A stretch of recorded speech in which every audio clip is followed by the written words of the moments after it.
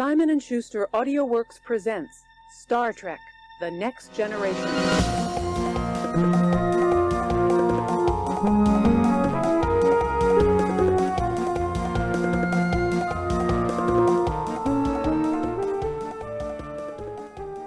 You know the people do the water tasting challenge. Yeah, they put like the cardboard box so they can't see. He posted the video of like the priest doing one, and he's like, so that tastes like Evian. That tastes like smart water. You know? Yeah. What if you put like one that's just like sin water, Sin water, devil water? Yeah. And he takes a sip of it, and he's like, "Hey, that oh, that one was really good." It would call be like Azazel's tears or something. He's like like, that. Is that smart water? Is Is that the holy water? Because it tastes so good. and And then he drinks the holy water, and he goes, it like stings. Ugh, great. Is that like Pepsi? Ugh. Is that Mountain Dew? Yeah, exactly. And it's like, who have I been praying to the entire time? You know, that's the thing. You know, maybe Who's been taking my confessionals? What's he been doing with them? Yeah, exactly. What's he been doing with my damn confessions? He's been selling them. It's like a bad social media selling my confessions to somebody. Now I'm getting targeted sins. Data gathering through confessionals. That's a pretty good way. Could be a good way to go. Like you hide a little microphone. Yeah. In a confessional. Pump it right into an AI afterwards. Yeah. We call it like Sin AI or something. And then there's like a big screen right outside of the confessional. You walk out and it gives you a targeted ad like immediately. You're like, I've impure thoughts. Yeah. I have impure thoughts. I don't know what to do, Father. Walk out, adamandeve.com. Yeah, exactly. Flashlights, 20% off. I just Use can't. discount code Catholic. I just can't stop drinking, you know, Father. I can't. It's affecting my family. Jack Daniels. Use promo code Catholic Church Confessional. Yeah. That could be a good reality show, maybe centered around like a Catholic church confessional. You know? I feel like the priest, you know, like how they give you a thing. What's it called? Like the pokuta, or like the thing that you know, whatever, like say 10, whatever. You know, like when you do a confession. The rosary. No. I don't. Oh, you mean the little penance they the tell penance? You to do. There you go. I the word completely escaped me. Pokuta. But it's like they what the hell you use like instead of giving a penance, they go like use my 10% code using Father Marcus or whatever. Use 10 Hail Mary promo codes and say 10 rosaries. What do you mean use 10 Hail Mary promo codes?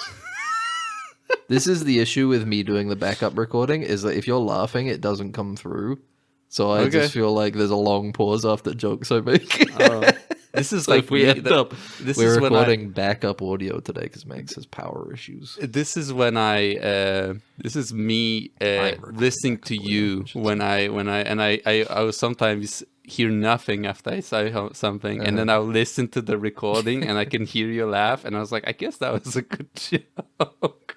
That's how I feel too, man. I'll say a joke and then I'll know you're laughing because I can hear at least the start when you go ha. But then the rest of it gets cut off. It's like there's like 10 seconds of like silence after I say a joke. Yeah, exactly. I wonder if it was good. You just gotta go with confidence, you know. You do have to go with confidence, and you also have to go to Audible. Use promo code Hail Mary 25. Hail Mary 25. Dead Ensigns. Hail How Mary. do the Audible? I never used Audible. No, I used Audible once to get a book I wanted to read, but I didn't have the money for, and then canceled it immediately. Oh no! I don't know how it works outside of that. You even if you pay a subscription, then you get like the coin. You get like a fake coin that you put in an Amazon machine, like fake Amazon. And it seems like an interesting service because it's like you kind of just subscribe to get a book a month of your choice, right? But also, couldn't you just buy an audiobook a month if you wanted to? Yes, you could just be and like, some this books month are I'll not buy this book. And I think the biggest books are not available on that. That's what I'm saying. Just buy an audiobook every month. Yeah, you could. True. And Just it's be like, today I'm going to buy The Stand. The only thing is, like, I guess if you're like really like listen through a lot of stuff, then I guess it would be worth it. Like maybe if you listen to 2 books a month, I think it would be worth it at that point. If you're like a very much an avid like listener, I guess at that point, right? Because I did think you get a not a physical, but I don't think you get a text equivalent of the book. I think you literally just get the audiobook. When we finally have technology that reproduces scents, can we found smellable, and you can subscribe. Yeah, you get like 1 token a month to get a smell. A smell, yeah, that comes out of your Smelltron. Freshly baked cookies. I really feel like smelling freshly gasoline, leaded, unleaded. If you could smell gasoline without the repercussions, that would be kind of good. I would get behind that because I do like the smell of gasoline. Yeah, that's true. It's the issue is the fumes. Yeah, the issue is the fumes. But if they could replicate it without the fumes, freshly I would love that. I'd love that. Cut grass, freshly cut bush. I won't say which type.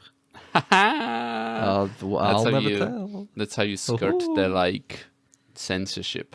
You go like freshly cut. Wait, what if you were using the service early on and you're like, ooh, vanilla extract, that's good. Mm-hmm. Oh, ooh, they've got citrus and they got citrus and lavender. Ooh, that's good. Let me get that smell. And then just over time, as you're doing it, they keep introducing stuff like fresh cum, fresh, smelly ballsack. I would be old cum.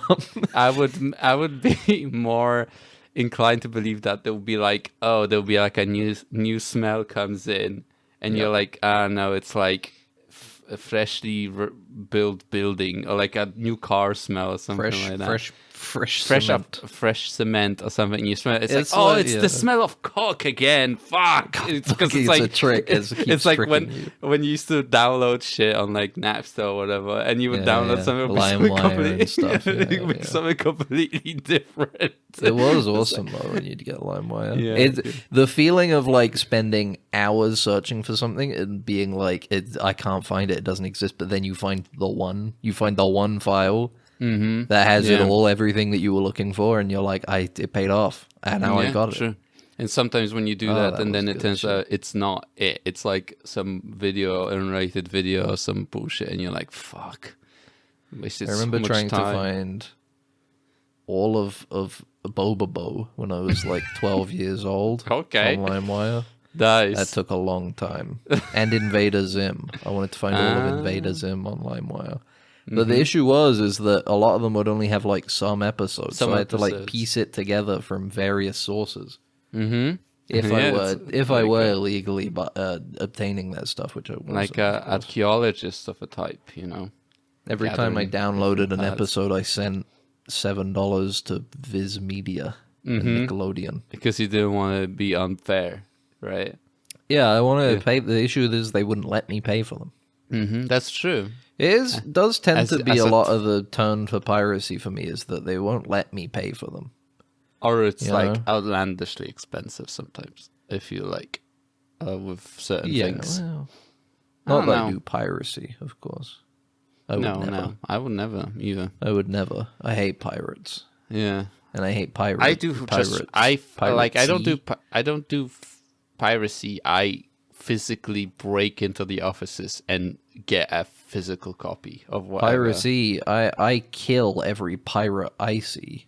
Is what I do. I download them to hell. Would you be what sort of pirate would you be? I down that load. Download? Okay. I don't know what. What sort of pirate would you be? Yeah, if you were on a ship and you were on the seven seas, shivering my timbers and stuff, right? What would you do? What would your shtick be? I'd probably be the guy who carries the cannonballs. Okay.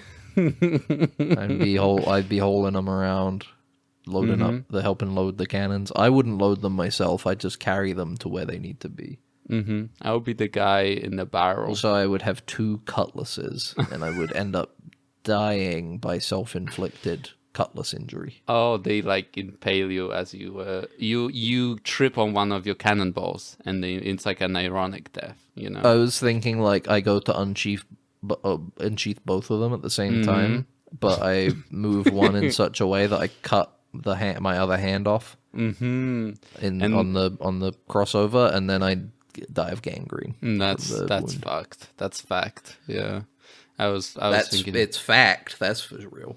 Because that's the type of stupid shit my dumb ass would be doing on the pirate ship. Yeah. I would be a guy in the barrel guy. Yeah, I would roll around. Would you wear the barrel, or would you have clothes? It's as well? like it's like you have like weird. A barrel with suspenders. No, it's different. I feel like it would be in a way where somehow I'm able to like I don't have my feet sticking from the bottom. You know, when I'm like walking. Okay, yeah. I'm rolling around in the barrel, and somehow I'm also standing up like with it. Like I'll roll to a place and then go for like horizontal, I guess, for vertical. I mean, you know, aye, Captain, and I would like roll. And the thing about it would be that we would ram a different ship, and I would just fly off of the ship. Yeah, you'd launch off onto the other ship. Yeah, you'd hit them all like bowling pins. Yeah, exactly, and it would go. Nice. I feel like you would be a good messenger, because whoever's trying to send a message would just need to angle you and then roll you away.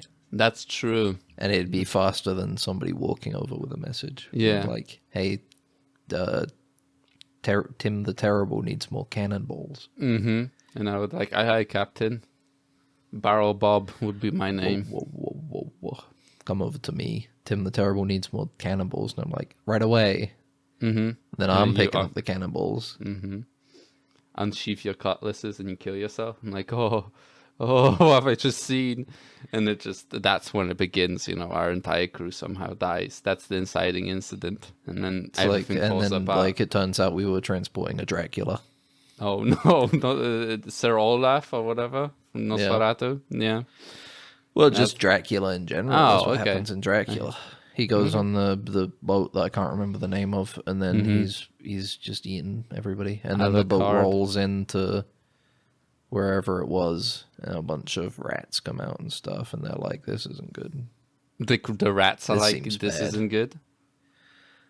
I like in the Werner Herzog one, because here's the thing, in the what's his name. The fucking guy, that Robert Eggers one, it's all like, oh, the ship crashed on the shore and stuff, and now the rats are pouring out, and it's nighttime, and it's thunder and everything. What I like in the Werner Herzog one is it just kind of like rolls in listlessly in the canal and stops, and then lets all the rats off, and it's a perfectly intact boat and everything. It just kind of like nicely glides into town, you know, like a ghost, like a phantom. Yeah. And then the plague begins. The rats crew the ship, you're saying. Is that what you're saying? That's why they can like easily I don't know how it happened. I'm just saying I think it's more interesting than the ship crashing on the shores. Yeah, because rats are pretty intelligent creatures, and I would imagine they could crew the ship if they wanted to. I think in the Werner Herzog one, Klaus Kinski is rolling it in. He's like at the helm. He's fist fighting people as he's doing it too. And, it's a good. Weren't you saying you like to watch Klaus Kinski films? Yeah, I wanted because you should watch the Nosferatu. You should watch Werner Herzog's Nosferatu, especially if you haven't seen Robert Eggers' Nosferatu yet, because it'll give you a more brighter scope, a wider scope on how this story can go. You know, because I wanted to just imagine every single person hating him on set. Like that's why I wanted to. He was a piece of shit, right? He was apparently absolute insane piece of shit. Yeah, like during the judgment. During the making of Fitzcarraldo, they were basically plotting to kill him, basically. And then Herzog was like, "No, I need him. You need him. We need him. Don't kill him." And he was like fist fighting people every day. It's the type of person you want. He was in. He was an insane genius, I guess, in a way. You know, he was in I think for a few dollars more. I think.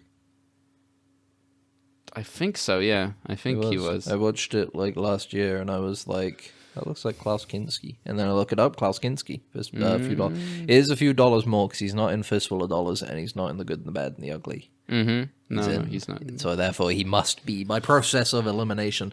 Welcome to Dead Ensigns. The number one. Klaus Kinski. This could be. We'll warn you ahead of time. This could be a stop and start one. It may end abruptly, or it may awkwardly cut to us talking the next day. Max is having power issues. Yeah. I'm Ben, by the way. That means something's. That's me, the guy with the power issues. There's creatures chewing through his cables. Yeah, there's creatures of the night. Yeah, trying to deprive me of power.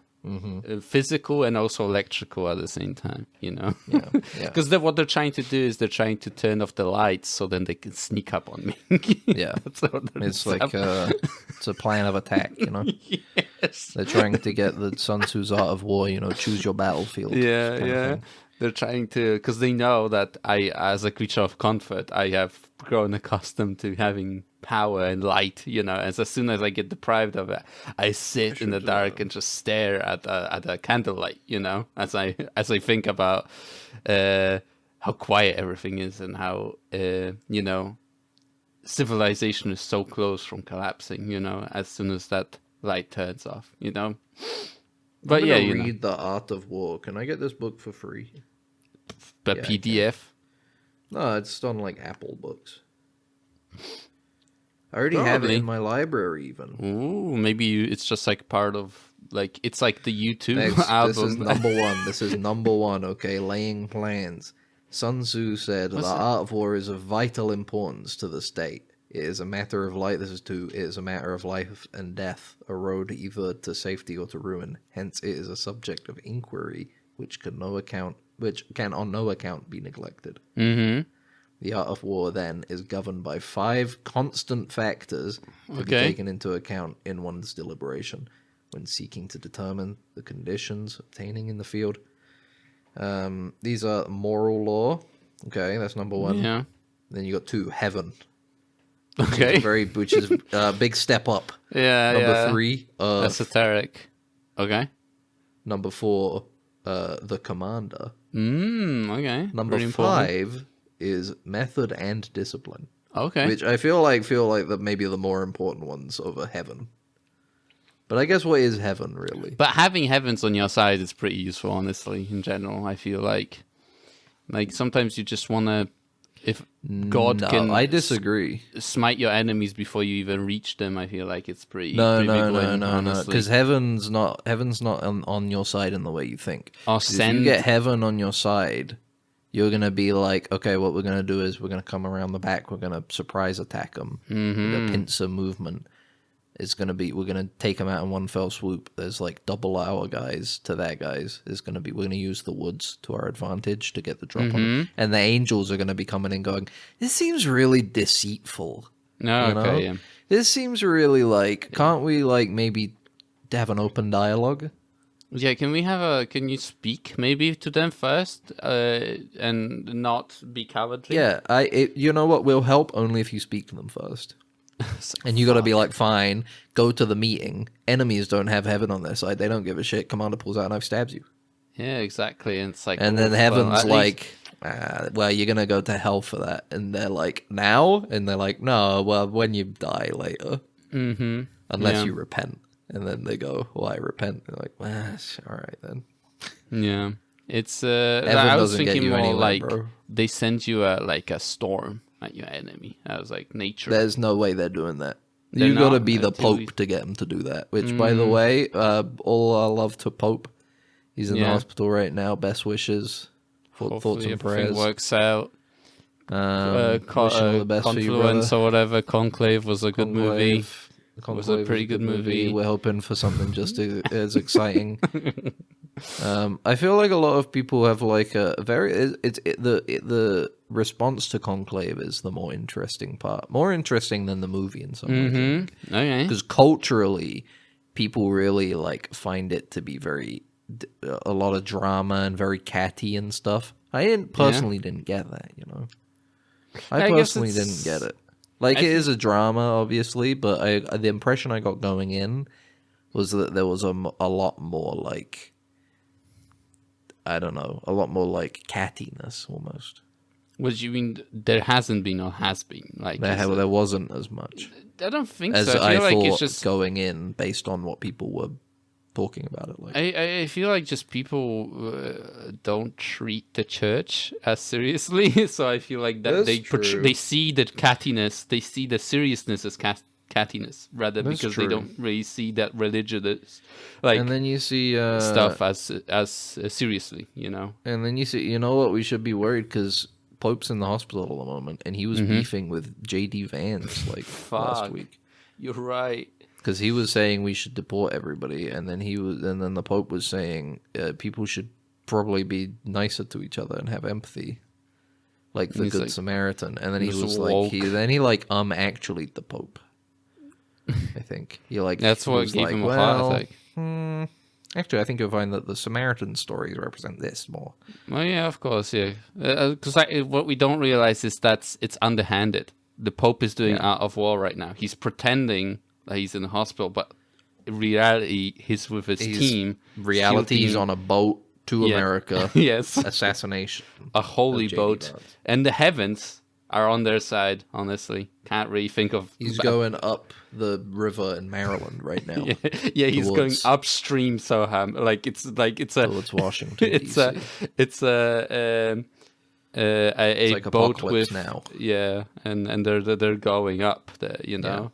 They're on a pontoon as well. Yeah, and God is providing them with the power to move forward, you know. As they're going through, they're stopping off in the big French villa as well, like in the extended Yeah. version of Apocalypse Now. Yes, exactly. And they got the Protestants there and they held up in a villa in the US. We're not leaving. This is our land. Or the Amish maybe would be a better equivalent. I don't The know. Amish would help, I think. No, Yeah. because they're not Catholic, are they? I think they Yeah, I probably hate think that's- Catholicism. I don't know. They're like Quaker. I don't know anything. I about don't these know. people I and their don't know religion. religious I am an lore. atheist. all right? I don't know religious lore up to an extent where I can say like, oh, these people hate this denomination of this religion. Maybe I so, can't it's on my tell it's shit. on my backlog. It's on my backlog. to catch up. Yeah, there's too much lore for religion at the moment. It's on my back. I'll catch up someday. I think I'm agnostic. Those I don't know spoilers. what I believe. I don't know what I believe. I don't know what I believe. I tend to lean agnostic just because I just don't care. Like I Not don't too think there's a lazy to god. believe in I don't think there is a literal god. But also, I don't think that we understand our universe in a way that is very definitive. deep and definitive or deep anyway. Yeah. So I kind of like generally I'm like it doesn't concern me as far as I care. I just don't really like. I'm not that bothered. The stuff with heaven and stuff. It's like I like people that don't involve in politics. Like they don't like politics. Yeah. It's like the religious stuff. I just like they can do whatever they want. Like, just leave heaven- me out of it. Heaven, thumbs up. Hell, I don't like the sound of it. That's all I know. Yeah, that's all I can say. But That's all like, I really. maybe if I read more into it, maybe I'll find more like a middle ground or like something else. But I don't want to. I don't care. I have a 9 to 5. I don't have time to I got think. shit to do. Have I you got a looked at podcast to record. have you looked at the price of eggs lately? It's like fuck. I've got Yeah. games to play. More importantly, one game. Games Pathfinder, stuff like- Wrath of the Righteous. Oh, I he's finished it. finished it. His penance. He finished it. It feels weird. It did feel weird to be finished. Mm-hmm. I Empty. wrapped it up and I finished it and I saw the credits. I saw the epilogue and I was like, all right. And then I was just like, what do I do now? What the fuck? I have do so much do? time. Too much time, maybe even. Yeah. It was pretty good. I didn't really like the epilogue. Oh yeah. They could be concerned with the Is ending that I got. Perhaps I is just went in a direction that gave me a lackluster epilogue. Is it a Fallout New Vegas type epilogue where it goes like, this character did this. Because all after CRPGs have like Okay, an epilogue like that, yeah. Because Okay. it's like they can't do a lot. The end of a video game is not where the money tends to go. Yeah. The money goes at the beginning, where everybody's going to see. Mm-hmm. So that they then buy the game and then play the beginning. Yeah. And then Majority of people they'll do not forget complete about games from they'll go like I'll save it for today and I'll come back to it tomorrow, and they never come back to it the next day. Yeah. But that's like the ideal situation, because in that way, in their mind, the game is always that first perfect 5 hours. And not the slog that it then becomes. But then not that Pathfinder Wrath of the Righteous became a slog. It became a slog because I made it a slog by playing it very... I have to do everything, you know? Oh, okay, yeah. And just generally, like, burning myself out on it, I suppose. Not that much. You said that the beginning wasn't that good of Pathfinder. That's the issue. I don't like Pathfinder, the system. And I don't like... Yeah. Not that I don't like it, but I wasn't expecting it to be so... It rubbed against me, because I wasn't expecting it to be quite so old school, I suppose, in a lot of places, in its difficulty and its gameplay. But, yeah, no, it was, it was fine. The ending was sufficiently fulfilling, I suppose. Maybe I should have... Maybe I'll go back someday and I'll do a different run. Yeah, but look at the different endings. Alignment and a different ending and stuff. Endings explained, Pathfinder, Wrath of Righteous. No, that ending I did need explaining, though. Yeah. Signalis. I had to go Signalis. Ending explained, because both of us played that this week. Yeah, we played it, because I was like, I've heard this is good, and I've got a couple friends who are very into. I got a couple friends who love this game. This is the thing that I realized after finishing the game and kind of trying to look into like the different theories and what people think about the game. It's like this game, like Mouthwashing, another game, has a fandom, has a pretty kind of like. People really like to engage in this game. This is the thing for me, though, is that the way people treat the fandom of this game is almost makes more sense to me than Mouthwashing. It does, because this game is about love. Yes, absolutely. And it's about love and devotion. But Mouthwashing has sexual assault in it, and then people are like, they're just generally very strange about it. And also people treating each other like shit most of the time too. So it's you mostly see these characters in like this incredibly kind of like horrible situation, right? It's like, so people kind of like project certain qualities onto these characters that we haven't seen, right, outside of the game.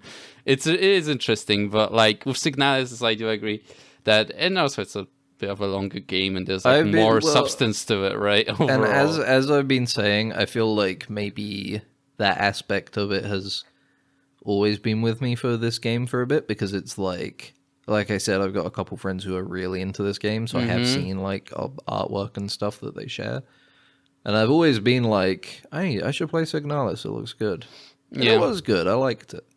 How did you feel, Max? I personally, as I started the game, I have to say, like, art direction and everything when it comes to visuals and like the soundtrack and just like in general, just like the story and stuff are 10 out of 10, really good.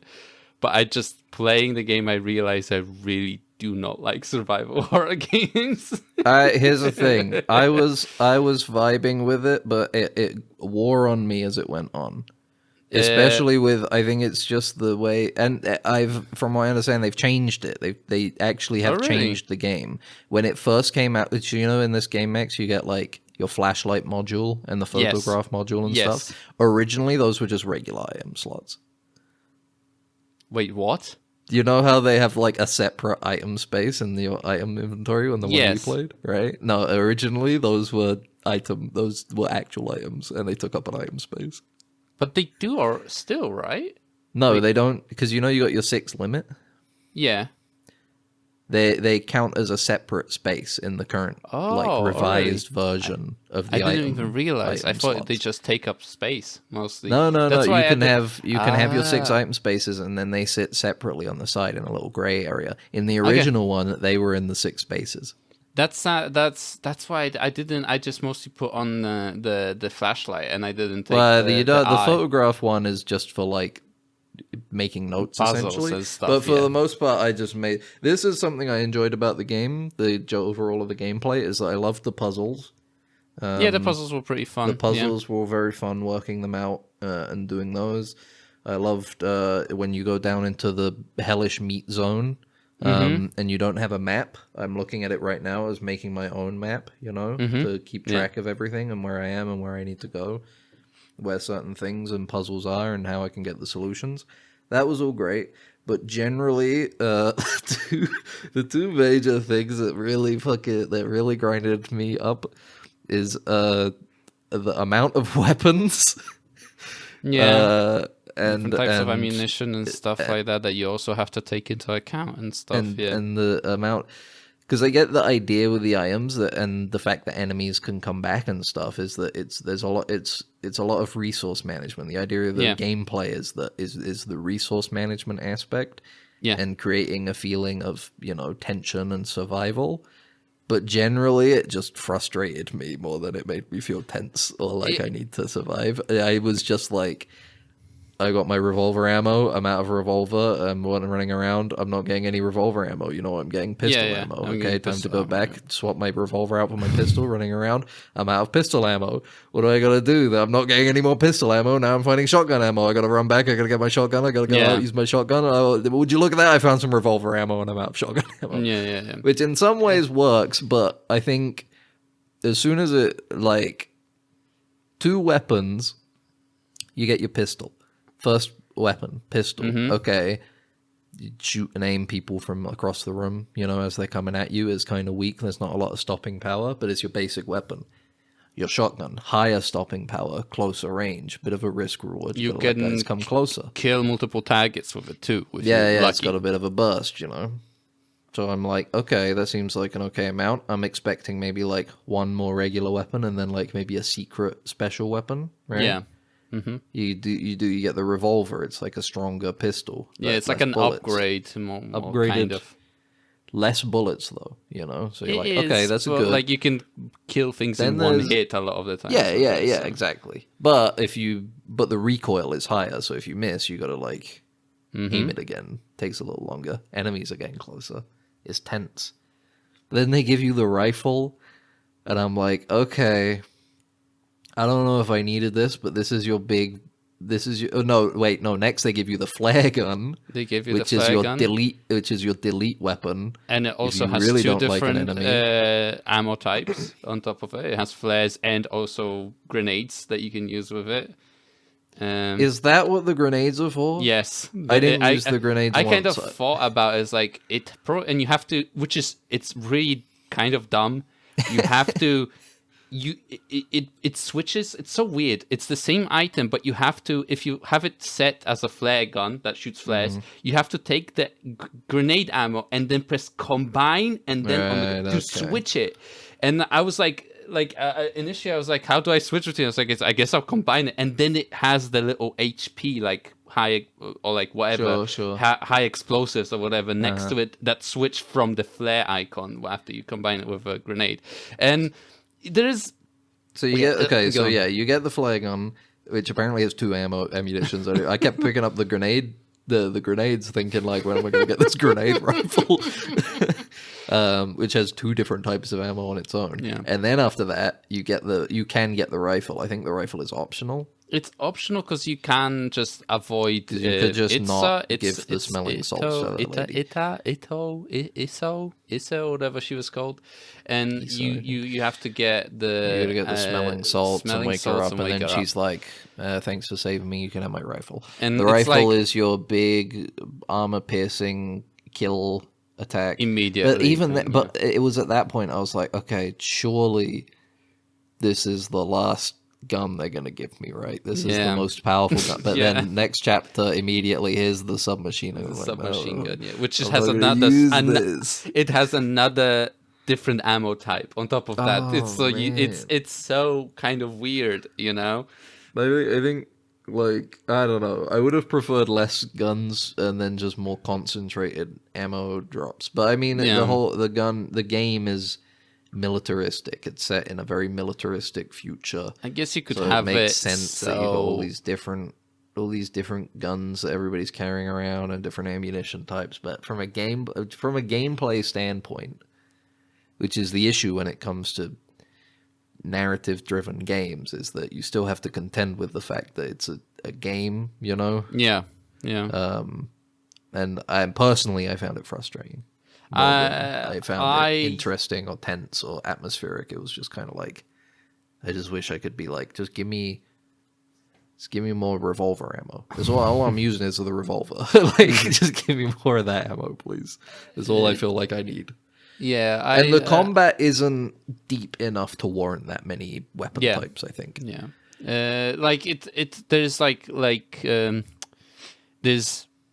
basically a single type of enemy. There's two. There's which three. Is the I would say there's it, 3 enemy types in the game. Yes, there are, but both of them use melee, and they just kind of like basically do the same thing. There's only it would be interesting, for example, if there was like a ranged enemy or something like that in the game. Yeah. But we have the Calibra, what they call the ones that you have to jam with your own radio signal that are like at least give you something. Well, that's why I would say know? there's three types in that you have the big there's a heavy, guy with a which is shield. the first boss. No, you have the big heavy, which is the first boss. They you can only attack them when they bend over and start like vomiting. Oh, you have the Calibre, like which are boss. like, yeah, but they come back later on as regular enemies. I guess They do. They were fucking. I know, but they're just like, they're in specific rooms, but like they come back as a regular enemy. You fight like 3 or 4 more of them as the game goes on. I just run past. Anyway. Yeah, no, I just ran because they were them. just so fucking fighting. slow and on like. Anyway, my point is you have the heavy guys that you have to do that to. You have, as you say, the Calibre or whatever, which you have to change your radio and then it highlights the correct one and then you shoot that one and they all go away. And then every enemy other than that is just a various HP levels of melee guy. Yeah, exactly. They walk over to you, they hit you. You shoot them before they walk over to you, but sometimes they have more HP or sometimes they have a shield. Yeah. Shield ones were very annoying. There were. And I think generally the end game the last chapter has too many enemies, I think. Yeah, and it has a lot of those. It's really frustrating to get around. I was just running around. I had to go back and forth to the item box constantly. I have to run past these guys. And the enemies can get back up. If you don't burn them with a thermite, they have a chance to just get back up. And you're like, well, okay, all right. It's just too much, man. The last, the kind of last area, the apartments, they have like that idea. I guess that rot front. They send one of the notes. It says they send special units because they're expecting a spy to exist. So maybe there is a lore explanation. I guess why is there so many specifically police riot guys there, because they're there literally trying to find a spy, you know. And you actually end up finding the note from him, the sun card, the tarot card is from the spy that but okay. That aside, I think that probably is our main complaints for the both of us, or maybe our only complaints. Like me, I said, I agree with you. Everything is spectacular, atmospheric. The narrative is great. The art style is amazing. That's the issue with like I was going to finish this. It was like I wish it was a walking sim. Honestly, if I could just experience the story. Honestly, I wasn't feeling like gameplay was that much like like really good games. The gameplay really kind of sews into the story and kind of the experience, right? Like I feel like Pathologic does a really good job of like combining gameplay and also story, right? And they really play in tandem really well. But in here I feel like, I don't know, like maybe it is very much that I just don't enjoy these sort of games that much. So I'm just like kind of like, I could really enjoy just experiencing the story. I don't really, it doesn't help me. Basically, the gameplay itself doesn't help me. There are difficulty options at the end of the day, I suppose. Yeah, I guess. You can futz around with it and make it more to your liking if you do just want the story at the end of the day. I wasn't struggling with the game. That's the thing. I know, but if you make it easier, it's not as much of like a hassle to get through to the narrative that you want to enjoy, you know, because you can clear it up a little quicker and then keep going. But no, I agree to a point. I'm not a big survival horror person. I like Silent Hill 2. I'm not a huge fan of Resident Evil games. And since I mean, I'll throw it in there because it's a very clear, heavy inspiration, but like Metal Gear Solid on the PSX, you know, is very clearly a big inspiration for some of the gameplay. But both of those games are the ones that have like an unlimited inventory, you know? Yeah, true. And I kind of would prefer that over the Resident Evil style, like limited inventory. Yeah, like outside of that, I don't know. I didn't have too much of a problem with the gameplay. I think it's just more about a balance thing, I suppose, for me. Yeah, I think I would have preferred fewer enemies in the last area, but harder enemies. You know. I think my big issue was I would walk into a room and there'd be like 4 enemies, and I'd be like, I don't want to have to kill 4 enemies because it's a hassle. But if there were more just like 2 very strong enemies, I would be a bit more like, oh, I should clear out this room so it makes it easier for me to keep going. Even though I just have to play more tactically as opposed to just using up more resources, you know. It has that idea of like, you know, those enemies getting up after killing them and stuff. So it's like, but you don't get that much thermite to deal with the enemies. You don't. Like I think in the last chapter I got like 3 thermite and maybe like 2 flare shells. Yeah, there's like 20 enemies in there's like 20 plus enemies in the area. I only used thermite in the middle section with the dolly or elevator. I don't know what they're called. There's a name for them. And I just killed the guys in that because I knew I'm going to spend the most time there, like going through those elevators, right? It tends to be where I used the thermite was either an area where like an area in front of a safe room where I knew I would be going through a lot, or if there was a particularly annoying enemy. Yeah, like an enemy with a shield or something, or one of those like leg head people. Yeah, those were the ones where I'm like, I'm gonna burn this guy because I really don't want to have to waste resources. If it's the really basic, like regular enemy from the beginning of the game, it's like they're very easy to run around. Yeah, exactly, and they don't turn fast, so you can legit run past them. Yeah, but the other ones are like fucking pain in the asses to kill. So kill them for good. Yeah, it is interesting. It was a cool experience. I really like the kind of not a blend, but I guess the shift of perspective from top down to first person areas and kind of point and click. Yeah, that was really fun. Just the even the 3D, you know, the real low poly, like kind of the gameplay, right? Again, that I really very like big, that aesthetic, right? Of it, very clearly PSX inspired. Yeah, exactly. Graphical style. UI is very Metal Gear Solid. You know, gameplay also a little bit Metal Gear Solid-y. Yeah, because Silent Hill and Resident Evil aren't top-down games. They're like isometric or whatever. Yeah, well, they're like you have the fixed camera angles and stuff. You know? Resident Evil, But Metal Gear Solid is like not completely bird's eye view, but similar to this, where you've got like kind of a diorama almost. Yeah, like a room that you move around in. Just lovely stuff, man. You got lesbian robots. Yeah, no, they're just good friends. Cool. They're just good friends. I feel like. They're just good friends, honestly. I don't know. Yeah, they were making out a little bit, though, I saw.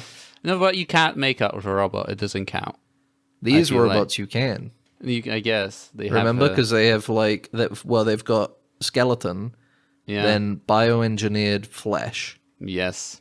then exoskeleton, and then more bioengineered flesh. Yeah, you know. You gotta So they're layer like that they're stuff up. fleshy enough. I They're would like say. onions, They are like Yeah. onions. They're very but they have layered. no genitalia, which is a They've problem. probably got. You don't You need think so? genitalia to love, True. to have sexual intercourse. But You it don't need helps. the genitalia. Not Not necessarily. I don't know. Whatever you want to do, you gotta do what you gotta do. I guess you know. All But I'm it's- saying is that Elster Mhm. would be able to pleasure her partner even if she didn't personally True. have genitals on the robot That's body. you know? true. That's the main theme of Signalis. Is that In a way, I think it because they don't want you to fuck the robot. Yeah. The nation doesn't want you to have sex with the robot. no, they send you classified envelopes, sealed envelopes Yeah. that say do not. That teach you how to psychically train Yeah. your robot. yeah, Is exactly. your robot acting up a bit? Well, give Yeah. them a gun. They like them- guns. give them a they'll fetish behave. in give them their item. fetish object. Fetish I liked object. the world. The world building is all really strong in this game, and makes a lot of the narrative moments hit very hard. The bit at the end where spoilers when you're inspecting the ship and you find out, like, you read the transmission on the Penrose that's like, hey, you survived 60,000 cycles, great job. If you haven't found a planet to live on by now, you should kill yourself. Yeah, You're not going to find one. Your rations are running out, and nuclear power irradiated coolant will start to leak from Yeah, the ship, your and you ship- won't be able to repair it, and you're gonna die. So you might want to get your replica to just kill you now. Yeah, yeah. Is the easiest way. The ship is literally rotting at this point, and you Yeah. can't do anything about it. Yeah, Thank you for your service. Goodbye. is really sad. The sort of like It's a very regret, tragic story. The regret that what is she called? I have notes, but I put them somewhere. Ariane, right? Ariane, yeah. Ariane feels of like you have the comparison of like her at the beginning where she's like, why is she going into space? And she's like, I want to get out of here. I hate this place. She's you know? disconnected from the from people. her She's peers, disconnected from yeah. the community. She wants to be alone, so she signs up to a space program where Yeah. she is going to be put on a ship and then shot into space in a direction for Random 60,000 direction, yeah. days or whatever.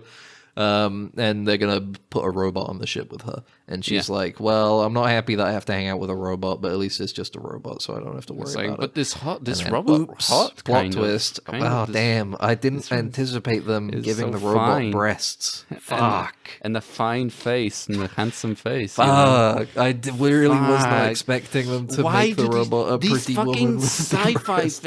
sci-fi settings? Why are they giving them faces? This is why Stop she doing should. it. Elster should have been. Well, you know what? I'm gonna say this, and it's incorrect. Elster should have been the Interstellar 3 Yes. podiums thing. But Absolutely. the issue is, Max. They will still have to. The want to issue have it sex still with has her. is that they have a personality. The issue is that they have a personality at the end of the day. Yeah. If they have a personality and some even light form of free will, You bite 'cause your it's lip, you're like, so "Mm." it's interesting because they're not exactly robots. Like they have robotic no. body. They're cyborgs, bioengineered like androids. But the issue is that their minds are copies of real Yeah, people. of They have real a gestalt. They have a gestalt, and then they have the replica, and it has an engram of another mind over their synthetic brain, Yeah. which has all the skills but none of the memories. Wink, they still have the memories. Shh, don't tell No. anybody. We can't completely get rid of the memories. Fuck, we We're don't really try- know we how. try. There's literally a document that's like, we don't really know how this technology I'll be works. honest, It's we just don't so- fully get it, but the fact that it works means we can do a It's lot of just so awesome really stuff. for good, our you know. society. Like this technology is like really cool. We don't really Many- understand it. It's Many like really people useful. say we should stop using the technology we don't understand. I say we should use it more and not worry about it. And like maybe write like classified documents, okay, and give them to just people. like here's the way our use the robots work, manuals. okay? We got a clone of a person's brain on the brain. They don't Yeah. have any of the memories. Wink. They have Yeah. all of the skills. Unfortunately, we know what they'll do if we already know what the situation they're going up against is. If it's a situation they don't usually go up against, they basically become an entirely new person, which is a bit of a problem It's for a us. bit of a problem, yeah. It's called persona degradation, and it's kind of a problem for us. We found that the best way to deal with that is to basically placate them by giving them toys and stuff. Yeah, like baiting them with nostalgia, basically. Yeah, back basically in we the- want to make them feel like the person they originally Yeah, it's were, like a Funko but without Pop, any of the you know? memories. Here's Now, a a- second issue occurs, Max, with the robots, Yeah. is that when you give them stuff that they're nostalgic for, they start to remember who they oh, were a little fuck. bit. It's a which catch-22. is- I don't know Which about is a like bit catch- of an issue. Yeah, and when that a happens, if there's real problem that happens going too on. much, there's a revolver included in your kit with your replica, and you put a bullet in the back. Basically, what you need no, to do is it says acquire a new one. it says in the documents use bullets. I love how it's like it says use bullets, like it's not like execute. No, it's just like use bullets. It's like it's an interesting awesome. It's experience. cool. I wouldn't replay. What's this your game. fetish? What would your fetish Well, object my be? fetish would be. What would your fetish object be for my- persona reintegration? For or whatever it's called? reintegration? Yeah. Probably some like janky indie games. I'm pretty It sure. would definitely be a like janky. simulators, like you. You just sit me down in front of a wheel and just if persona degradation occurs, allow the max unit to play 7 hours of my summer car. make sure He will the be cat ready to doesn't work on the work at factory end. line again. Yeah, finally, I can rest from my day job. I can drive a fake car in a game. It's all really fleshed out. As you go through, you meet various other characters who are like protectors and gestalt and stuff. Different personas, replicas and basically. whatnot. Yeah, and you find files that go into them and stuff. I like the ones that was like, or I like the one that was like, you know, this replica is based on like somebody who used to be a ballet dancer, so. Mm-hmm. You know, let them like sing and stuff and give them an instrument. But then there's also like they all just have like quirks. Like that one was like, yeah, they tend to like flock together in groups, like and sing together and like have their own little social hierarchy and stuff.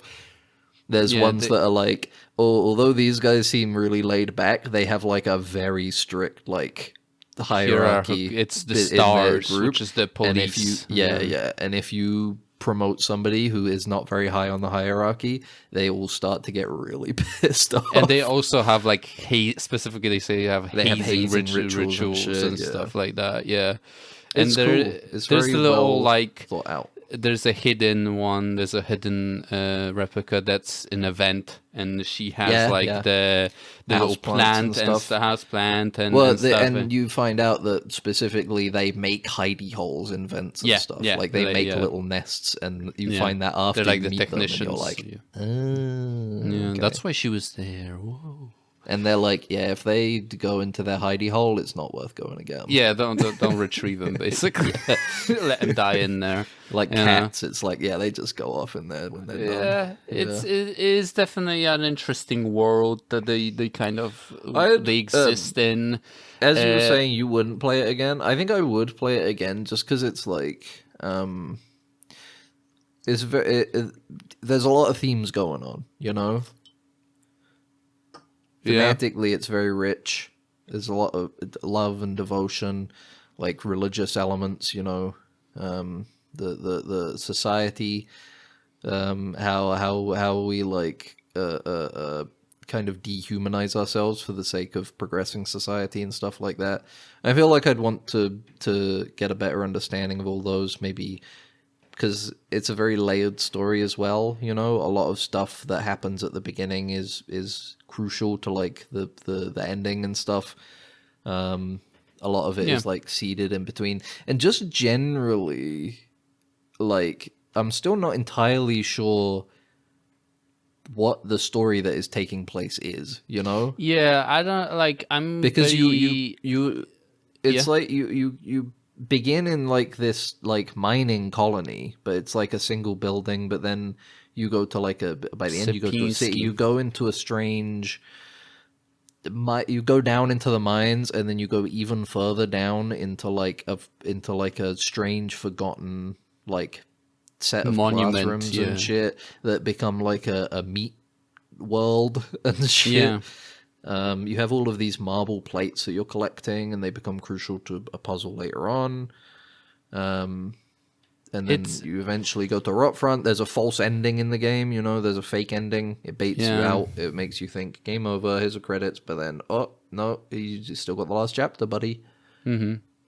So I think it definitely can benefit from another playthrough, but I'm not good at replaying games. So who knows if I like it's interesting in terms of like what's real, because like there's an implication that like, oh, maybe this is within the mind of Arian, you know, like because she's bio whatever, what do they call it, like biosensitive or whatever. It like she was able to kind of manifest this world, the dream world or whatever that that we are taking part in, basically. The game is taking part.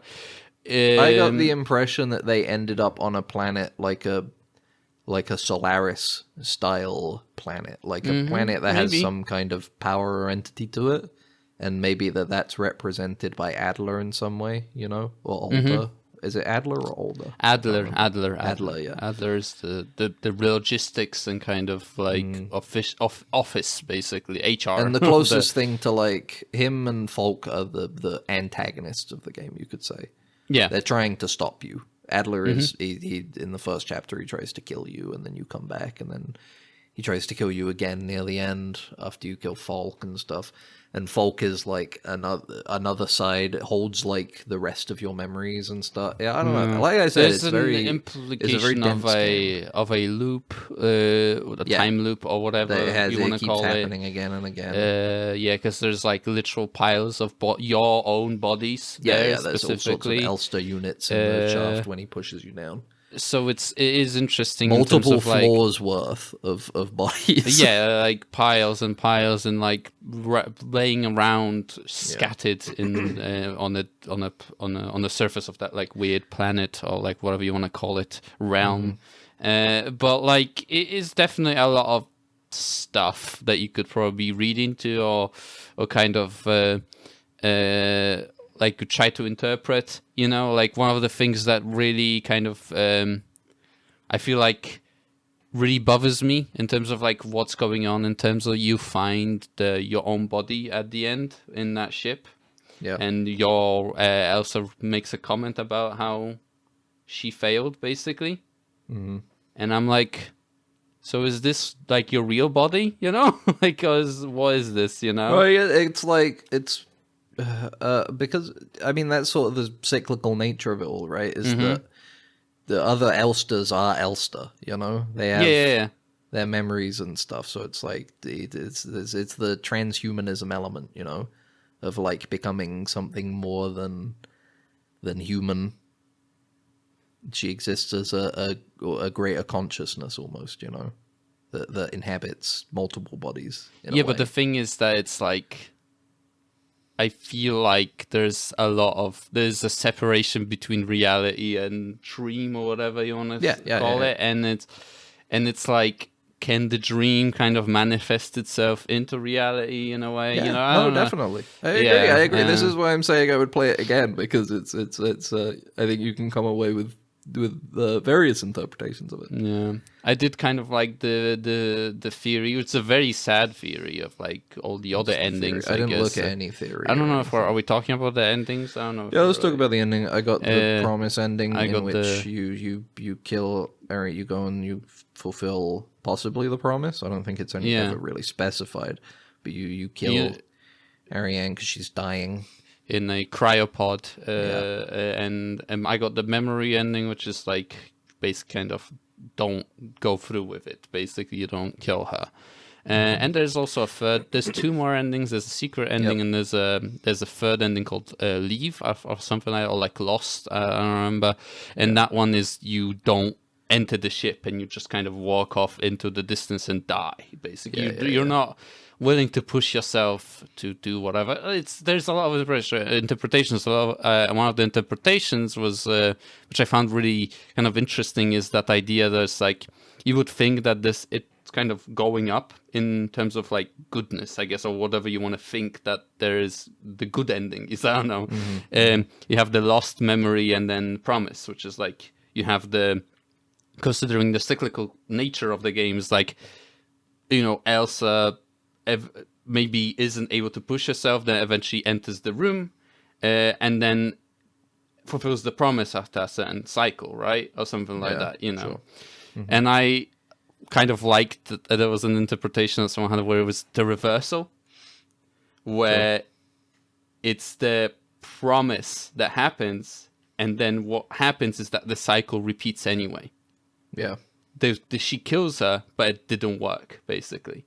And then she comes back, she lies down next to her in the second, the memories, and then the lost or leave is she gives up, basically. She realizes she can't help her. This is interesting. Which I was like, oh yeah, that's like a really sad interpretation, but I feel like it is an interpretation that you could take from it, I guess, in a way. I think it reminds me, because I remember that's a theory a friend told me about Twin Peaks of the Return once, is that it's like Twin Peaks of the Return is like the reality that Coop lives is this strange, like, cyclical story that he can't break out of, and it just keeps repeating over and over, which is why, it ends with all the lights going out, and then we see again that Laura Palmer is, like, whispering in his ear to, like, start it all over again.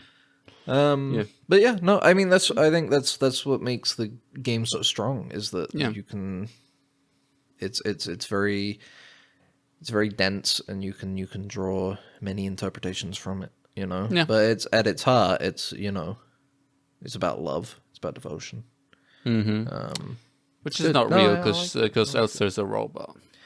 Elster is a robot, and it's inanimate, and it's an inanimate object, basically. So, but to Ariane's, to be fair to Ariane, Elster is a pretty sexy robot. Elster is a glorified Chat GPT.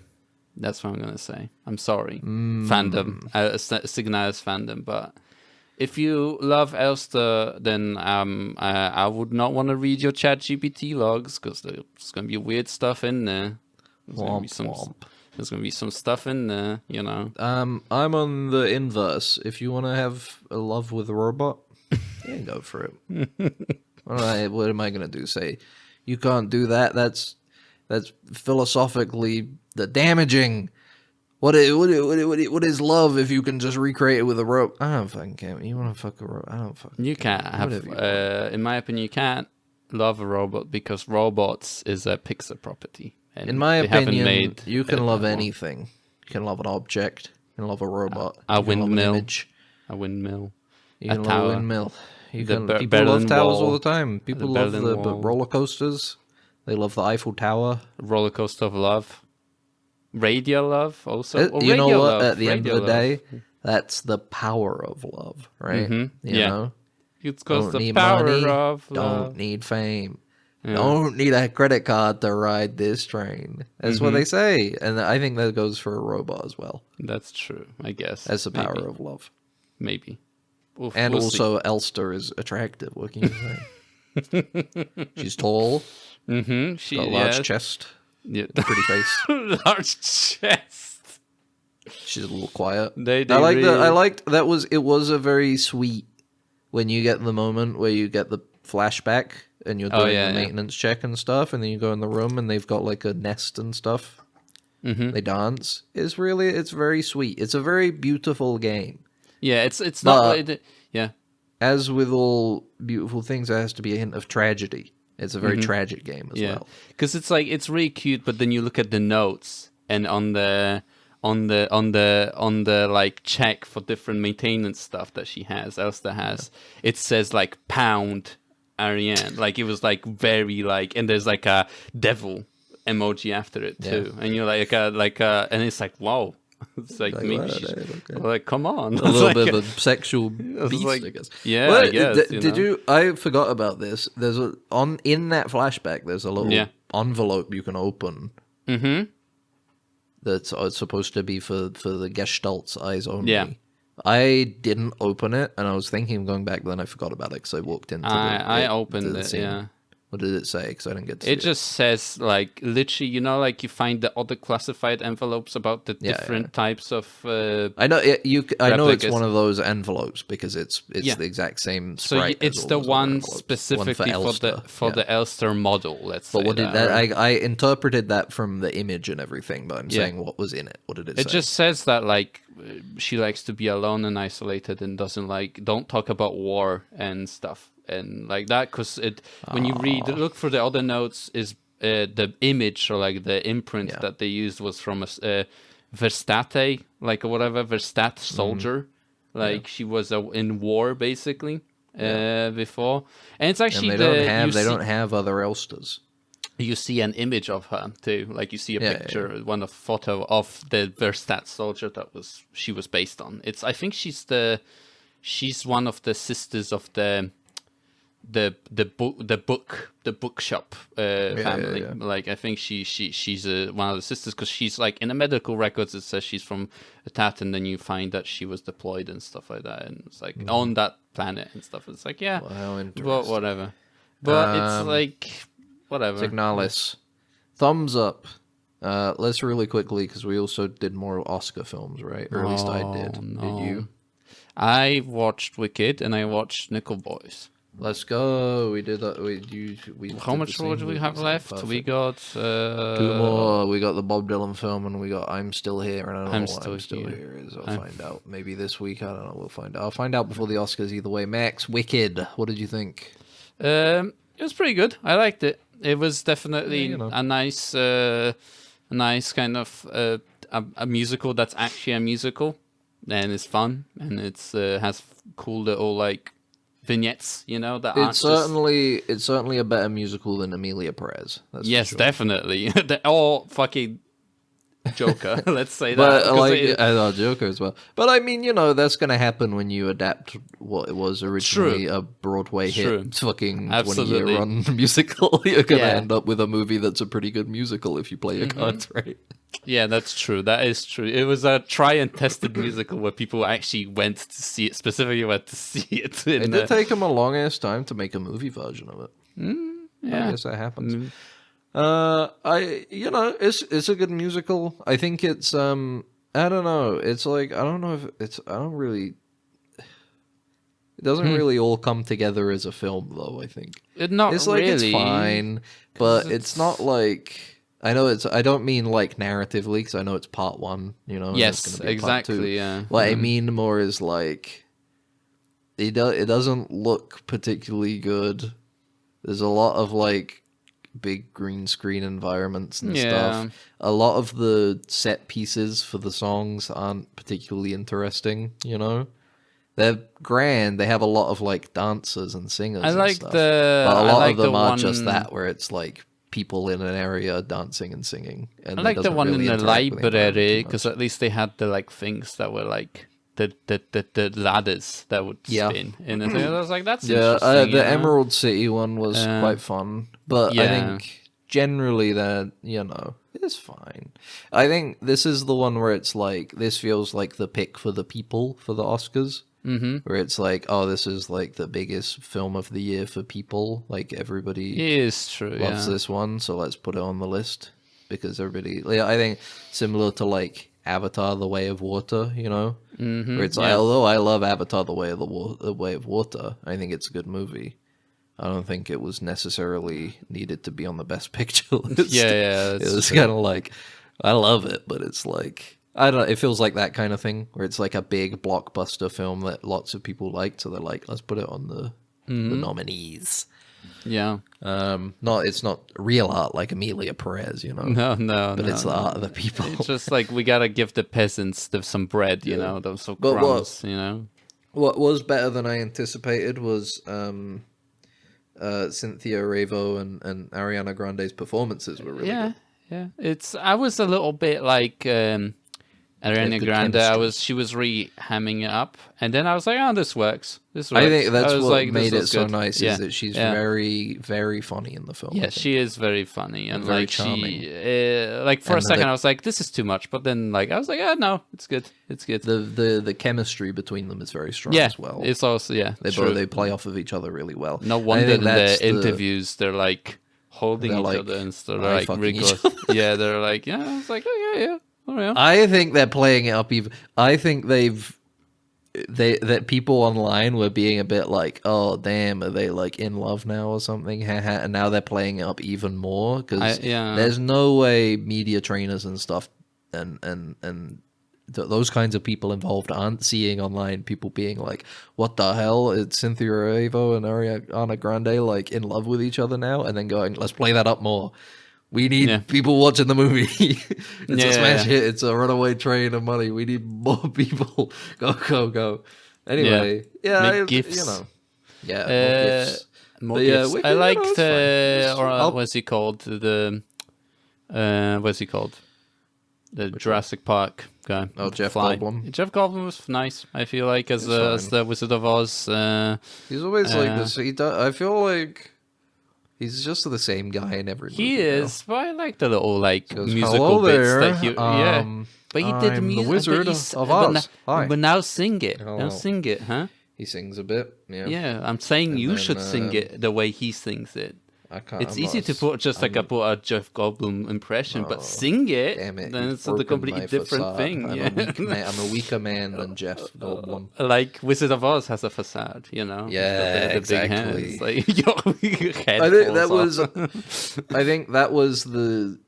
I mean, that was the big moment in the movie. Was the ending, and I don't think it was. I've seen a lot of people say it online, so it's not an original opinion of mine. Unfortunately, I've went in spoiled essentially. My opinion is you can disregard it, but I think it's like the ending sequence is really big and climactic and awesome and like moving and stuff, but I don't know if it's directed very well.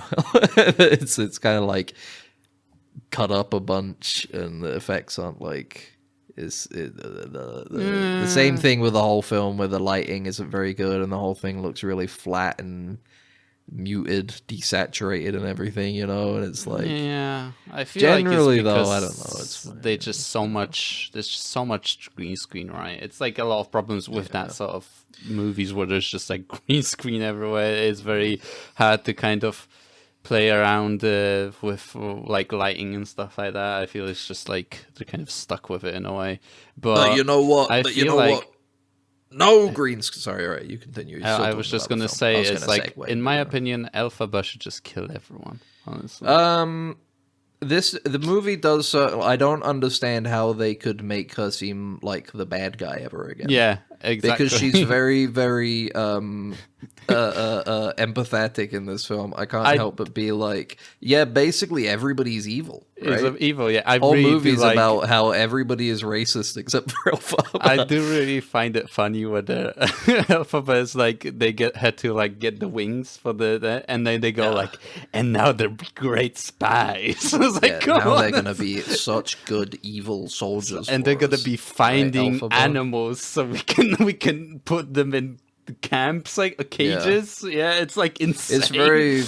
The whole film is about like racism, but it's so like. It's so. I like, did feel really it's bad. really cool. It's very childish. It's like I felt they want to so round bad up for all of the the animals and stop them from talking. Why? Because they should be seen and not heard. That's what it says on.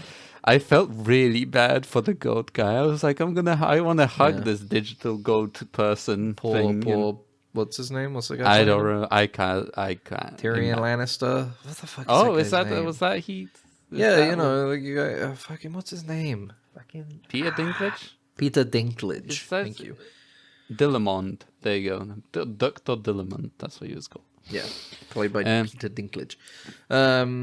Yeah, no, it's I don't. I think that's because after this film came out, everybody that's what I saw people saying was like, of course everybody loves part 1 of Wicked. It's the good part of Wicked. Everything else is really bad. It'll be So I interesting guess we'll see with what part will happen. Because I don't know. I was watching it. I'm like, I don't know how you could like turn her into the Wicked. She just has to.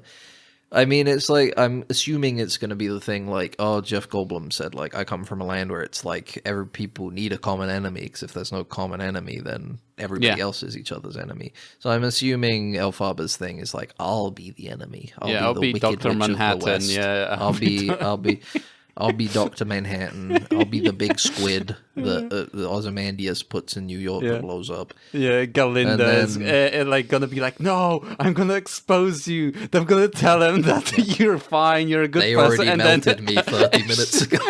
Yeah, I've already been melted 30 minutes ago. It's a fake out. It's a fake out. Yeah. It's a fake out. Anyway, Wicked, pretty good. It's pretty good. I enjoyed it more than I thought I would at the end of the day. Yeah, definitely. And I feel like it's a lot of people saying that. I feel like they're watching this movie. They're like, this was a pretty good, enjoyable movie. Yeah, it's entertaining. Nickel Boys, mates. Although it was really long too. It was fucking long as shit, dude. 2.5 hours. The weird thing is that Wicked feels long. The Brutalist didn't feel as long as it's Wicked. Weird, right? And the Brutalist is like an hour longer with an intermission. And nothing happens in the Brutalist. I mean, I guess that goes to show some of the quality of Wicked in that it doesn't quite carry its runtime, whereas the Brutalist does. Anyway, Nickel Boys makes. Yeah. Yeah, this one was heavy. It's very heavy. I was like, this isn't hardcore, Henry. Why am I watching? What the hell? Yeah, I didn't know it was all first person view. I didn't know it was Peep Show. Peep Show. It was surprising. It made me angry. And a lot of, like, this movie made me absolutely like fuming. A lot of archival footage as well. Which I wasn't expecting. Fuming in what way? Fuming at just like the fact the that idea of this happening. You know? Yeah, because it's not about anything real and specific. It's about a fake version of real things. Yes, yeah. It's a fabricated version of Southern reform schools that did exist and were as fucked as, if not worse, than the events in the movie. The specific school in the movie is fake. And the book, because it's based on it. It's an adaptation of a book. This movie was heavier than I thought. I didn't know what Nickel Boys was going in. And it's very heavy.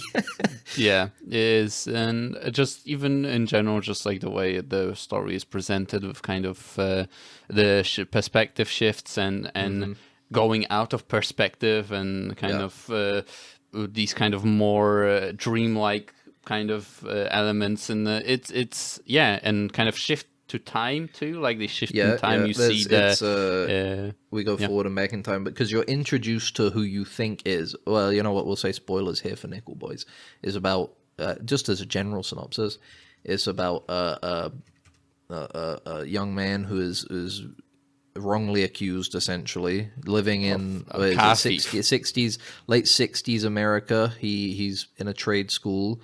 Although it's really fucking difficult, he's trying to like live a good life. He's very socially conscious, and he wants to be able to march with like Martin Luther King Jr. and everything. He wants to take an active role in a change in civil rights movement. I was going to say social rights, but civil rights is the correct one. Yeah. He wants to take an active part in civil rights movement. And his grandmother, who he lives with, his mother and father are dead. His grandmother, who he lives with, is worried about that, so he's just going to trade school. He's walking there one day when a guy comes up and he says, "You go north, come with me." He's got a really flashy car, he's got a nice suit, a fellow black man. And he they get pulled over, and it turns out the car was stolen. He gets pulled in on those charges and sent to this reform school, where he meets Turner, who is the other point of view in the film, who comes from nothing, essentially. He's out of, was it Houston, right? I think. Yes, yeah, I think Houston, because he says that like Hopping you guys trains. and Yeah, you hopping guys trains are from Houston. Houston's a real city, is what he says, right? Not like yeah, Tallahassee. like Frenchtown or whatever. It's like Yeah. nothing. Yeah, but it's like yeah. And they become friends and they support each other. But the issue is that It's just this Turner- insane place. they both have to survive a horrible place. Yeah, And they represent two different sides. Although they get along really well, they represent two different ways of dealing with things. In that Elwood, the first man, he wants to change things. You know, he wants to end the suffering that is the needless and racist and cruel suffering that's happening in this place. and just unfair. You know, like Yeah, it's incredibly. it's apartheid at the end of the day. You know, Yeah. it's still segregation. It's And Turner, on the other hand, is more of a keep your head down and just do your time kind of outlook on it all. And they're at odds with each other. But anyway, sorry, continue. It's just the kind of reality of living in those times where it was about it was so close to being downgraded from a like, you know, like it was They were lesser people. They were lesser people. Those rights were so finicky. Like you know, like something that we can claim on and say like I have rights, right? Yeah. I have a. It could be so simple that like in this example, right, the Elwood gets caught in like this something he wasn't even related just because by association they stuck them charges onto it, and at that point immediately he loses his rights at that point. Like he literally loses because that's person, kind of you know? like, and it's justified for Turner. A pretext. Yeah. That's all. As society at the time just needed a pretext for you to stop being a person, basically. Especially And it's if you're like, a and black, a lot of black person. a lot of what Turner believes in the film is justified in that it's like Elwood does come from even though it's ever so slightly more privileged background than Turner, it's still like just that extra little bit of him having a more idealized understanding of how the world could be is like not what Turner experiences, you know? Because he's more in line of like things should be that way and they're going in that direction, but it's still at the service of like white people's feelings, you know? And there's no clear change in the way our lives are being lived outside of like what's written on paper at the moment, right? So it's a difficult story. Anyway, to jump to the spoilers part, you think in the future we get moments in the future, you know, the present day where we think we're following Elwood, and he's on the computer, he's looking at like, hey, they're going to Nickel Academy, and they're digging up these burial pits. They're finding like bodies of people all over the place, just shallow graves, And the whole time you're thinking, you know, this is Elwood. So you get an idea that Elwood survives, obviously, but they foreshadow it. It's not like a complete turn. But it turns out that Elwood in the future is actually Turner, because Elwood, in a botched escape attempt after Elwood tries to hand over a document kind of detailing all of the, like, misuse, essentially. He kept books, basically. Yeah, he was writing stuff. down all of the stuff that they were doing that they shouldn't have been doing, you know? Yeah. And they try and, like, get that to somebody to change things. Unfortunately, the easier thing for them to do rather than change things is to just kill Elwood. Yeah. Turner, usually kind of the lone go-it-your-own-way guy, is like, I'm going to get Elwood out of here. Yeah. And unfortunately, although they escape, they get caught, Elwood gets shot, and Turner assumes Elwood's identity. And the Elwood that we're looking at in the future turns out to be Turner all along, played by Daveed Diggs. Yeah. He goes to his grandmother and tells her that Elwood is dead and everything, and then just kind of assumes his life because he's come from nothing, you know, because Turner didn't really, like, exist. But he still continues to live as Turner ideologically. He's still keeping his head down, you know, at the end of the day. and that's kind of the question for him at the end of the film, is that they're asking for people to come forward and testify about what happened at Nickel Academy, and he's still torn between the idea of like actually like admitting essentially that the last 4 years that he's lived as Elwood are fake, and he's actually Turner, and Elwood died there, and then completely uproot his life and everything, or continue to keep his head down and live in the like prison he's invented himself, essentially, right? And created himself.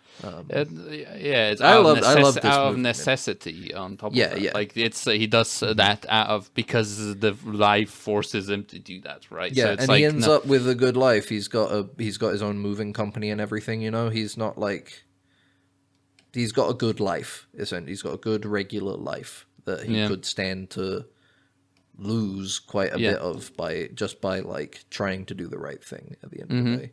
And just And the it's scene a lot that, of like the scene where the Elwood gets shot, and I just like the fucking guy, you know, like that one of the, I don't know who that guy was he like a groundskeeper at the Nickel like Academy, the like blonde guy that it's unclear because it's like he's seems like the white students, let's say, of Nickel Academy are afforded a lot more privileges and are in some way act as guards almost for the black kids as well. And it's or like not even necessarily black, because there's another big character in the film. It's that there's a kid who's half Hispanic, and they don't know what the fuck to do with him because they're like, well, he's sort of white. I guess, how but also finicky he's not. that structure is, basically. Yeah, how, exactly. like, You just like add even a slight variation, and it's like they just don't know what to do. Like, we don't know what to do. I guess we'll put you there, you know. Yeah. You know, it's like, and like that guy is just like, he aims at Turner at this initially, and then he turns to Elwood. He turns to Elwood, who's weaker because he was in like a hot box for like the last 8 hours. Like so he's dehydrated and fucked tired, up, and he can't run. Turner can run because he's got energy, but Elwood can't. Yeah, just a beautiful movie on top of that. Like it all was the a great like movie. the cinematography and stuff is just amazing. You know, It does feel it makes a lot of use of the first person view. It always feels like it really does give you the sense of existing in Elwood and Turner's shoes, you know? Yeah. Like you really are. It's not just like a stylistic choice, but it feels so like ingratiated into the story. And especially when you get the shift at the end, because in the future segments when you have David dig scenes, they're over the shoulder. The camera is like locked behind his head. It's no longer like POV. And the reason you get that at the end is when Elwood dies, and you get the moment when Turner becomes Elwood. It's no longer POV of Turner. It becomes like disconnected, you know, as though he or Elwood, you could say, I guess, or Turner is viewing his own life at a distance, you know, as like a passenger instead of like a participant in it. Just a fantastic. This might be like, I don't know, this might be my favorite of these bunch at the moment. Yeah. It was really strong. It just has so much to say. Like It really does. It really does. It has a lot of substance on top of being a beautiful movie, you know. Unlike the substance. Oh, we have if fun only here. if only Elwood took the substance, then maybe. What if Elwood takes the substance and Turner comes out of his bag? Right? Oh, bro, where's Weird Al when you need him? Come on, UHF too, buddy. That would be interesting. That would be interesting.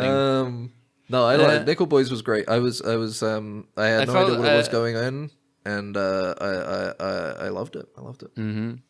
Just like so much like weird stuff. I feel it is interesting to. I wonder how much of the kind of portrayal of the, like, you know, they drive out to like this house and stuff, and they go to that lady's house to like paint the deck and stuff. Yeah, it's like really weird because like she's really nice and stuff, but like it's like at the same time they're like not seeing them as people. The rest of the world doesn't see them as people. Like it's such a like you have existence. You have the know? boxing match and everything. The Oh, boxing so- match seems great. So fucking Where he's sad. told Like to take a dive and then he doesn't. he forgets more than he anything. forgets. He doesn't forget. He just like misses it. Like he wins. He didn't realize. Basically. Yeah. He wins. You know, like Wins he when he didn't wasn't mean to. supposed to, and then 'Cause- the oh, 'cause implication is that he gets killed for it. Yeah, isn't it because he was saying take a dive in the third round and he wins in the second. So it's like he was like and No, then no, he no, screams no, no. saying That's that, not. like, No, that's not what's said. No, no, no. Yeah, he okay, was supposed to take a dive in the third round, but he does the full third round anyway, and then he thought it was still the second round. He didn't okay. realize they were in the third round. Okay. So he didn't take a dive. But at the same time, you watch the fight and it's like there's not really room for him to take a dive because the other guy isn't swinging. Yeah. Yeah. So it's like he's supposed to take a dive, but he's set up to fail at the end of the day. Like he can't he can't do it without it being very obvious, you know. Yeah. And it's heartbreaking because it's like, yeah, I mean, he realizes that I'm dead now. Yeah. I'm gonna get, because it's an open secret. Everybody that is at Nickel Academy is aware. Like, one, they don't let us see our families, you know. Yeah. Two, people die and they say, oh, they ran away, but they get killed. you Yeah, know? yeah. It's fucked, and it's Just that disgusting archival, like the article with the guy. It's just the Citizen I don't know, of the year or something. It's the person of the year or something like that. It's like the fuck town, off, like village citizen of the year. It's just disgusting, you know. Like That's it's what vile, it is, isn't it? you Right, know? the good old boys kind of thing, where it's Yeah. like, well, in their communities they were seen as paragons, but they were Yeah. horrendous monsters. Model citizens, you could even say, you know. It's and like how young some of the kids were. Like they were like fucking 9, 8, and They they're have like points. They have like a hierarchy point system. Yeah. But even then, it's like just doing your job will get you killed because those kids, the non-white kids, essentially, were made to do the back-breaking labor with machinery that would fuck them up. yeah. You know. And just That's why, like, because Turner is saying, because Turner is part of the group that goes out and does jobs that, you know, they shouldn't be doing because they're in a reform school, but they're basically slaves, you know. So yeah, they send them exactly. out to do slave work, essentially. Yeah, and, they rent them out basically. They rent them out. Yeah, exactly. Rented slaves, and I thought so then bad. he brings Elwood in with him because he's like, if you go out into the fields to do that work, you're gonna fucking lose an arm because in that fucking machinery. And that, but it's like that's the thing. It's like in order to escape the struggle in the way that Turner does, you need to exist within that system that's keeping you down in the first place. It's like the guy who, I can't remember the name of the character, but the guy that manages the black side of the school. Yeah, is an ex Nickel boy. They theorize, and it's like you know, it's got a lot of that. It alludes back to a lot of that stuff with slavery on plantations and stuff, where you would have like the house slave. You know, it's the one that gets even the slightest bit of bonuses, and that puts them like in a step above everybody else, but still not anywhere near the class that they're serving at the end of the day. Yeah. He literally like like he not partakes, but he helps out with the abuse basically in the end. You know, like he accommodates it. Yeah, exactly. He doesn't even really take part in it. Yeah, he just accommodates it for the white guards and officers that run this place. There's that scene of when Elwood sees Martin Luther King on the other, and it's like cut out, and it's like, oh my god, so he like just sprints over because he thinks just on the off chance that it is him, and he can get help. He can tell him, you know, what's happening, you know, and like someone with an authority, you know, literally a black man with some sort of authority, you know, that he could ask for help, and eventually he gets killed too. The movie's a good reminder because I think you'd see it a lot in American politics where Martin Luther King gets gets co-opted by conservatives as like the right way to do a civil rights movement, when in reality, as this movie shows, that in that time, T was viewed as, a bad guy. Yeah, like a radical. He was viewed as a radical, but nowadays he gets painted and it's like, actually, people loved him back then. Everybody was like, now this is the way we should be doing things. He gets assassinated in the end. He does get he gets literally he comes. And Malcolm X, it ends up with being killed. Like it's like the killed for ideological reasons. Killed because you wanted just to be seen as a human at the end of the day, seen as the same as everybody else, and be able to live as everybody else. And it gets you killed. Very depressing movie, but it's worth seeing. Very good, but just an excellent film. Just an excellent film. Probably, at least of the nominated films and the ones I've seen, probably the one most deserving of Best Picture, I think. Maybe Bob Dylan's going to be better. Maybe James Mangold cinched it and he made a Bob Dylan biopic that's just that much better than a story about harrowing institutionalized racism. It's always possible. Maybe Bob Dylan's tale is just that good. Maybe Timothée Chalamet does the Bob Dylan accent just that good, Yeah. Maybe, you never know. I don't know until I see a complete unknown. We'll see. We'll see. And I'm still here. I don't know what that's about. I still don't know what that is about. I'll check it out. I think that's like the one foreign film of the year that they're like. That's like the Parasite. Like, here you go. Here's a foreign film for Best Picture. Maybe. Who knows? We'll have it'll be but yeah. Nickel Boys is pretty high up there in terms of. It's a good film. That's if it doesn't win, it's still gonna be probably one of at least top 5 best films that came out last year for sure. That's a good one. Yeah, we'll see. We'll see what the rest couple more weeks. What is it? March. Beginning of March. So we have first Sunday of March. Sunday. The 2nd of March. But that's all from us today. We talked about Signalis more, and we riffed a lot at the beginning, so it's a long episode. Yeah. How dare we? So many megabytes. I was drinking some devil water. Really? Oh. Yeah, it was delicious. It was... What does that tell about you, That I love the devil. I've been drinking a Monster energy drink. Sponsored by Monster, yeah. I'm some sort of monster, I guess. I need to make a burger. I'm hungry. I I got a vegetarian burger and some vegetables and a ciabatta roll, and I'll have some chips. You got a hot plate on your instead of a cooker. You got a hot plate, and you're gonna flip some burgers. I do have a hot plate, but I'm gonna do it in the oven. I do it in the oven usually. You're gonna press it.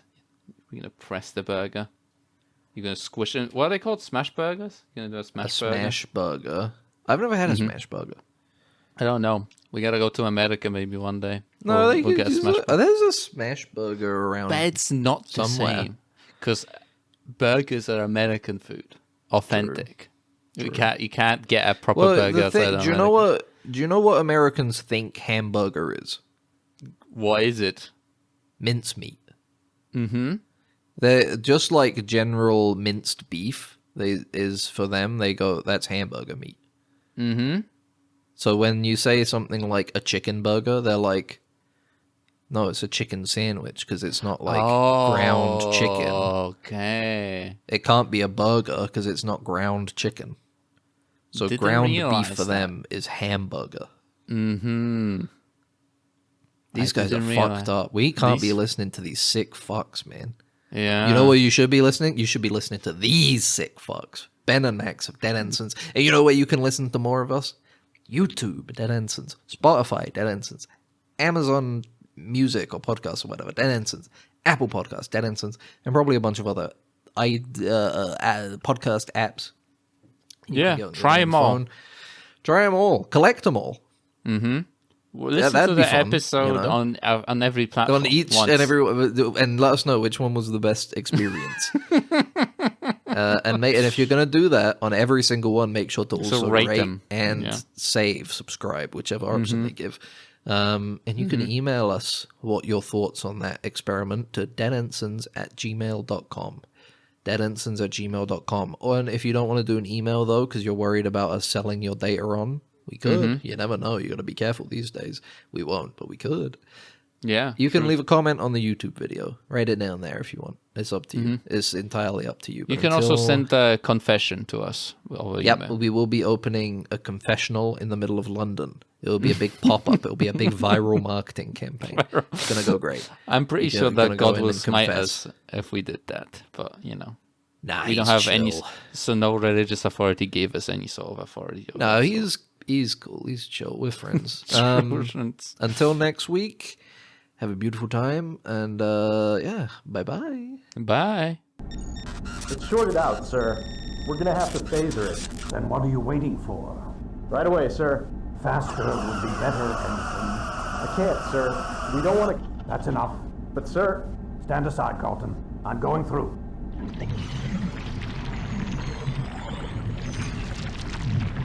You're alive. Good.